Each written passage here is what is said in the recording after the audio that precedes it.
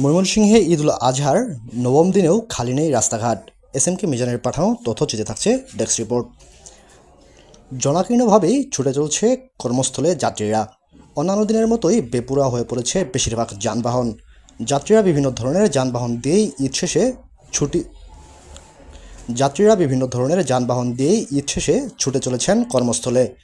আজ 15 জুন রবিবার ময়মনসিংহের ঢাকা বাইপাস মোড়ে দেখা যায় অতিরিক্ত ভাড়া আদায় করেই যাত্রীদের বাধ্য করা হচ্ছে যাতায়াতে। প্রথম দিকে প্রশাসন এই বিষয়ে নজরদারি করলেও এখন কোনো নজরদারি নেই এই বিষয়ে।